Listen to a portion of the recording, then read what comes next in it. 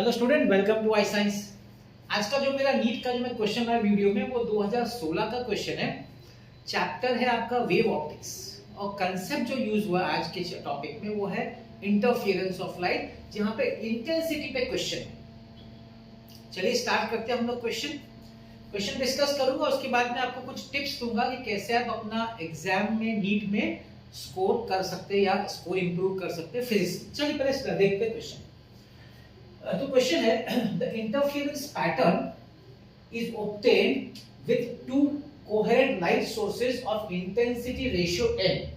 तो दो light source है, उनकी जो इंटेंसिटी है, दोनों की इंटेंसिटी अलग अलग होगी। सपोज एक की लेट से I1 इंटेंसिटी है, दूसरे की से I2 इंटेंसिटी है, तो उसका उन्होंने रेशियो दिया हुआ है, रेशियो n दिया हुआ है।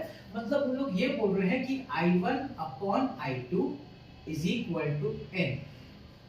पूछा क्या है, in the interference pattern the ratio Imax upon I minimum upon Imax plus I minimum will be how much.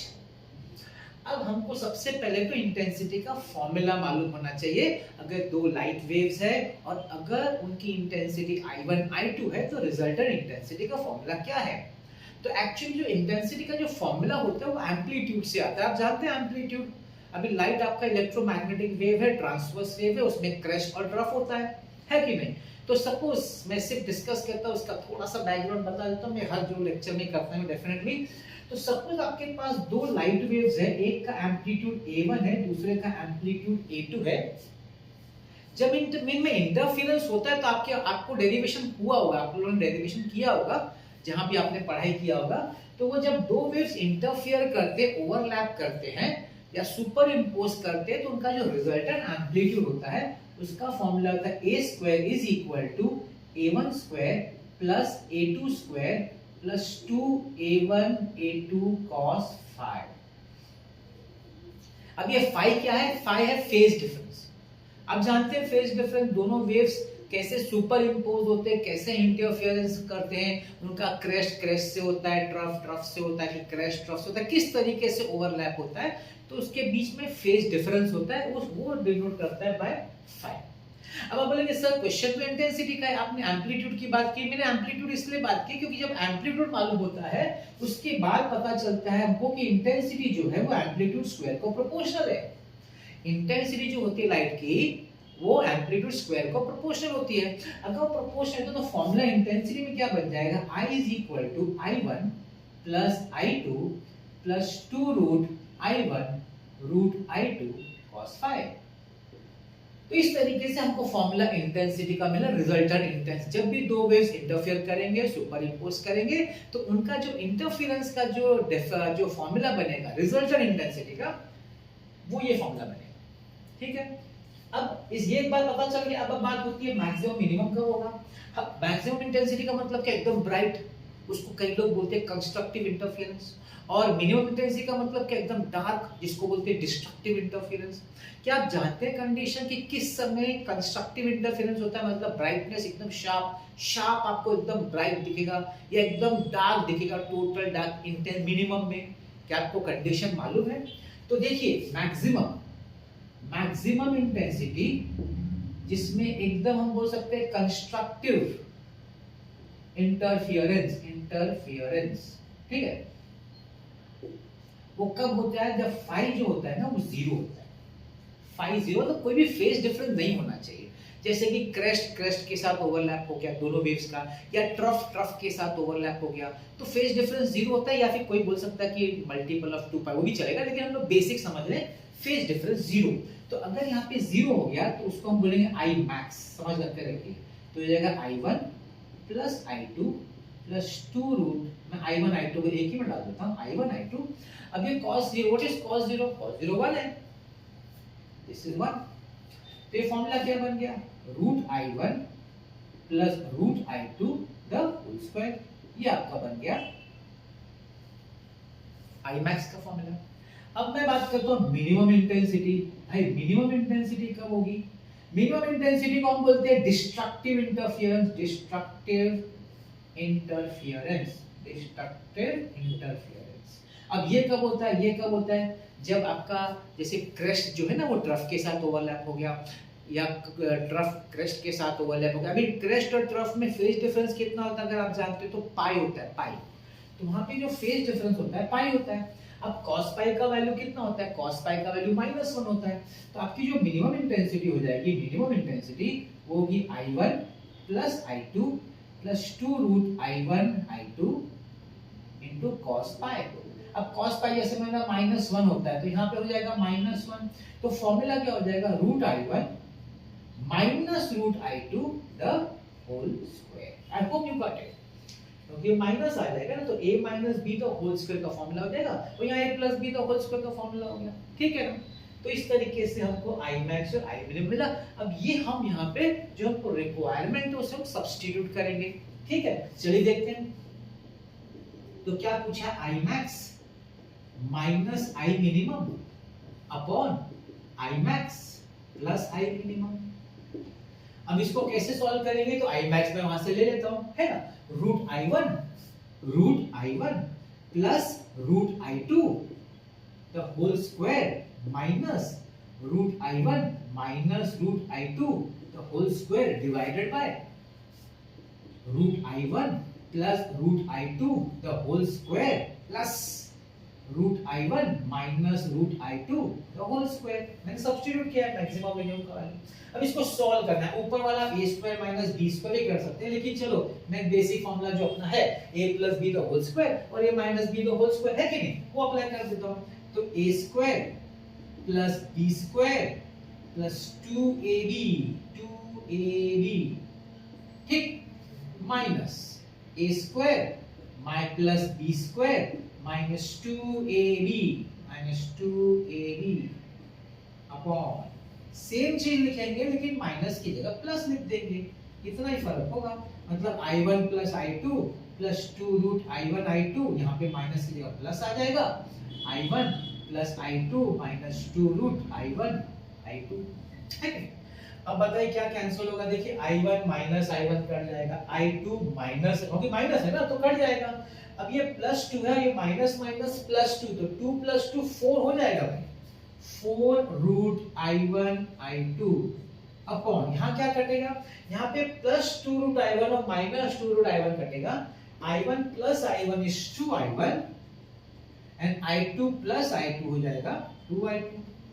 तो ये देखिए 4 root I1 I2 upon 2 common निकाला मैंने, I1 प्लस I2, 2 से कट गया। अब नेक्स्ट स्टेप क्या होना चाहिए, यहां तक तो पहुंच गया, और से सिंपलीफाई नहीं हो सकता, करेक्ट। हमारे पास जो वैल्यू है वो I1 अपॉन I2 n है। इसका मतलब ये हुआ कि मुझे कैसे करके यहाँ पे I1 अपॉन I2 लाना पड़ेगा। तो सबसे अच्छा तरीका क्या मालूम है, न्यूमरेटर और डिनोमिनेटर को आप I2 से डिवाइड कर दीजिए। चलिए मैं डिवाइड कर रहा हूँ, ध्यान से देखिएगा। 2 root I1 I2 upon I2 divided by I1 plus I2 upon I2। अब देखिए I2 रूट में चला जाएगा तो स्क्वायर हो जाएगा, है कि नहीं, रूट के अंदर चला गया तो क्या हो जाएगा, I1 I2 upon I2 square divided bye, अभी स्प्लिट हो जाएगा, I1 upon I2 plus I2 upon I2। क्या रह गया भाई 2, देखिए एक I2 कट गया, है कि नहीं, तो यहाँ क्या रह गया I1 upon I2 divided bye, इधर बचा I1 अपॉन I2 प्लस ये तो कट गया, 1 हो गया। क्या हो गया, आ गया हम लोग का, आ गया। फिर देखिए ध्यान से, I1 अपॉन I2 जो चाहिए वो फॉर्म आ गया। तो क्या लेंगे, 2 root I1 upon I2 n है, n upon I1 upon I2 n है प्लस 1। ये आंसर है। कौन से आंसर से मैच हो रहा है, ध्यान से देखिए, क्या ये डी से मैच हो रहा है, yes, the answer is D. हो गया आपका सम।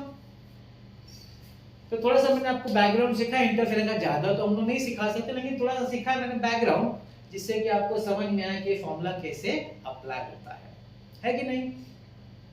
तो ये आज का मेरे वीडियो का आज का क्वेश्चन है जो मैंने आपके सामने सॉल्व करके दिया वेव ऑप्टिक्स का। अब मैं आपको थोड़ा सा गाइडेंस देना चाहूंगा, जो हर लेक्चर में देता हूँ फिर भी मैं देता हूँ, जिससे कोई नए स्टूडेंट्स हो या फिर अगर आप भूल गए हो या काफी दिन बाद आप वीडियो देख रहे हो तो आपको वापस याद रहना चाहिए।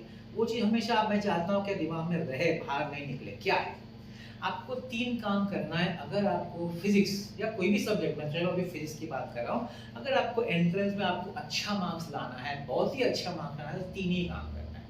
पहला काम, आपको एक फॉर्मूला बुक बनाना है। कैसा होना चाहिए फॉर्मूला बुक? फॉर्मूला बुक ऐसा होना चाहिए जो आप खुद अपने हाथों से लिखें। यस, सिर्फ किसी का बुक ले लिया और रीड किया नहीं फायदा होगा, याद रखिएगा, बिल्कुल नहीं। मार्केट से आपने बुक खरीद लिया और बोला आप रट लेंगे, क्यों मालूम है? जब आप खुद फॉर्मूला लिखेंगे ना, हर टर्म जो आप लिखेंगे ना सिंबल, जैसे आई, जैसे यहाँ I1 हो गया, I2 हो गया, A, आप जब खुद लिखेंगे ना उसके सामने लिखने का ये क्या रिप्रेजेंट करता है, टाइम लगेगा। आप ऐसा मत सोचिए फॉर्मूला पेज मतलब एक पेज में सब फॉर्मूला, नहीं नहीं, जितना आप डिटेल में फॉर्मूला अपना फॉर्मूला को एकदम डिटेल में बनाइए। क्यों? क्योंकि लास्ट डे को आप क्या पढ़ेंगे? आपने सोचा आप क्या पढ़ेंगे? आपको फॉर्मूला बुक ही पढ़ना है लास्ट डे पे, तो अच्छी तरह डिटेल में बनाए पूरा फॉर्मूला बुक, एक एक टर्म को एक लिखिए वो क्या रिप्रेजेंट करता है, ये पहला काम करिए। दूसरा काम, एक अच्छा सा रेफरेंस बुक लीजिए। एक तो लेना है, 2 लेंगे तो बहुत अच्छा है। क्या करने का? आपके जब स्कूल या कॉलेज या क्लासेस में जहाँ भी आप पढ़ते हैं वहाँ पे अगर एक टॉपिक सिखा के हो गया तो आप अपना रेफरेंस बुक ओपन करिए और वो टॉपिक का सम सॉल्व करना शुरू कर दीजिए रेफरेंस से एमसीक्यूज। टीचर का वेट मत करिए कि वो कराएगा तो हम करेंगे, बिल्कुल नहीं, एमसीक्यूज आपको करना है। एमसीक्यूज कोई नहीं सिखा सकता, कोई टीचर अगर सिखा सकता है तो कंसेप्ट सिखा सकता है, थियरी सिखा सकता है, लेकिन एमसीक्यूज आपको खुद करना है। नहीं समझ में तो टीचर से पूछने का ना, पूछिए डाउट, नो प्रॉब्लम, लेकिन स्टार्ट कर दीजिए सॉल्व करना। ये दूसरा काम। तीसरा काम पीवाईक्यूज आपको देखना है, करना नहीं है, देखना है। अब मैं तो ला रहा हूँ आपके लिए पीवाईक्यूज अलग अलग टॉपिक्स का, तो पीवाईक्यूज आप देखिए और देखने का 2-3 बेनिफिट, तो आपको पता चलता है कि क्या आजकल क्वेश्चंस पूछा जा रहा है या एग्जाम में किस तरह के क्वेश्चंस पूछते हैं। जो जब आप रेफरेंस बुक से प्रैक्टिस करेंगे ना तो उस पर्टिकुलर सम पे फोकस करने का आपको आइडिया मिलेगा। और मैं ऐसे क्वेश्चन लाता हूँ जो बहुत इंपॉर्टेंट है और जो मुझे लगता है कि जो पूछे जाते हैं जनरली, मैं वैसे ही क्वेश्चन लाता हूँ यहाँ पे अपने वीडियो पे। तो वो 3 आप काम करेंगे ना तो आप डेफिनेटली आप देखिएगा कि आपका इतना अच्छा स्कोर आएगा, बिलीव नहीं करेंगे। अभी इसमें 2-3 चीज का ध्यान रखना है और 1-2 क्वेश्चन आपका क्वेरी हो सकता है, बताता हूँ। ध्यान क्या रखना है कि एमसीक्यूज आपको खुद करना है, आपको कोई सिखा नहीं सकता। आप बोलेंगे कि मैं एमसीक्यूज का अलग से ट्यूशन लूँ, नहीं, दैट इज रॉन्ग। कोई हेल्प नहीं होगा, टीचर को हेल्प हो जाएगा फाइनेंशियली, आपको कोई हेल्प नहीं होगा। एमसीक्यूज खुद ही किया जाता है, टीचर्स डेफिनेटली आपको गाइड करेंगे, वो 100 वो बराबर है, लेकिन इसका अलग से कोई कोचिंग लेना चाहिए या ट्यूशन लेना चाहिए, मैं इसके साथ एग्री नहीं करता। इसमें एक क्वेरी हो सकता है कि सर आप एक वीडियो में एक ही एमसीक्यू सॉल्व करते हैं। अब आपको मैं इसका कारण बताता हूँ। देखिए, एक वीडियो में एक एमसीक्यू कॉल का सॉल्व करने का कारण क्या है? पहला बात तो मैं डिटेल में समझाता हूँ, आपने देखा होगा मैं कंसेप्ट भी समझाता हूँ, उसके पीछे का कारण भी समझाता हूँ। अब जहाँ पे एक वीडियो में बहुत सारे एमसीक्यू सॉल्व करते हैं, आप देखेंगे बहुत फास्ट जाना पड़ता है आपको, क्योंकि उनको वीडियो खत्म मतलब उतने पर्टिकुलर टाइम में खत्म करना है, तो फटाफट करते हैं। और आप पता नहीं how many student really understand, कितने लोग एक्चुअली शायद वो लोग जब सर कर रहे तो आपको समझ में आता होगा, हाँ ये ठीक है, लेकिन आफ्टर गिवन टाइम या शायद एक दिन बाद या मैं बोलता हूँ 2 घंटे बाद आपसे पूछा जाएगा तो आपको नहीं आएगा, क्योंकि इतना फास्ट आपके सामने वो टर्न हो चुका है कि आपको याद नहीं रहेगा, कोई सब भूल जाएगा। मेरा क्या है कि मैं जो भी समझाऊं ना आपके दिमाग में एकदम फिट हो जाना चाहिए, आपको इतना अच्छी तरह फिट हो जाए कि आप भूले नहीं काफी दिनों तक। तो मैं उस पर ज्यादा ध्यान दूंगा, मेरा ध्यान ज्यादा क्वालिटी पे न कि क्वांटिटी पे, है कि नहीं? इसलिए मैंने जैसे बोला ये आपके लिए समझने का चीज है कि क्या आजकल पूछा जाता है, इससे आपको आइडिया लेना चाहिए। और दूसरा आपने देखा होगा कि आप बोल सकते हैं कि सर आप रैंडम डालते हैं, आपकी चैप्टर वाइज तो बराबर है, मैं ये आपको भी एडवाइस देता हूँ, आप पहली बार जब प्रैक्टिस करें ना तो चैप्टर वाइज करें, एक चैप्टर लिया सब समझ गया ठीक है, लेकिन आपको आदत पता किसकी डालनी चाहिए? आपको आदत डालनी चाहिए रैंडम क्वेश्चन, मतलब एक चैप्टर वेव ऑप्टिक्स से उठाया, दूसरा ग्रेविटेशन से उठाया, तीसरा इलेक्ट्रोस्टैटिक्स से उठाया, चौथा करंट, ऐसे अलग अलग चैप्टर से जब आपका हो जाए पढ़ के तब उठाइए अलग अलग से, उसको सॉल्व करें, वैसे सॉल्व करें। क्यों? क्योंकि आपके एंट्रेंस एग्जाम में कोई चैप्टर वाइज थोड़ी क्वेश्चन आता है, रैंडम आता है ना, तो अपने को और अपने दिमाग को उसकी आदत डालिए। उसीलिए मैं अलग अलग चैप्टर के लिए क्वेश्चन बनाता हूं। आई होप मैंने आपको एडवाइस भी दे दिया और आपको कुछ क्वेरीज होंगे तो उसको भी सॉल्व कर दिया। मैं देखिए एमएससीटी के या जेईई मेंस के भी प्लेलिस्ट में क्वेश्चंस है अलग अलग चैप्टर, वो भी देख सकते हैं। मैं मानता हूँ नीट का लेवल थोड़ा लो होता है, लेकिन वो देखने से क्या है, देखिए फॉर्मूलाज तो वही है, टॉपिक भी वही है, उसको देखने से आपका सिर्फ एक रिवीजन हो जाएगा। तो जब भी आपको मौका मिले आपको देखने का, मेरा ये कहना है जब भी फ्री टाइम हो, इसलिए मैंने वीडियो भी एक किस्म का है तो ज्यादा आपका टाइम भी नहीं लेगा, है कि नहीं? देखते रहिए ऐसा वीडियोस में आपके लाता रहूंगा, पूरी कोशिश करूंगा कि वैसे क्वेश्चन हो जो मुझे लगे कि एग्जाम में पूछा जा सकता है या पूछते आ रहे हैं, है ना? तो आज का मेरा वीडियो देखने के लिए बहुत बहुत धन्यवाद, थैंक यू वेरी मच।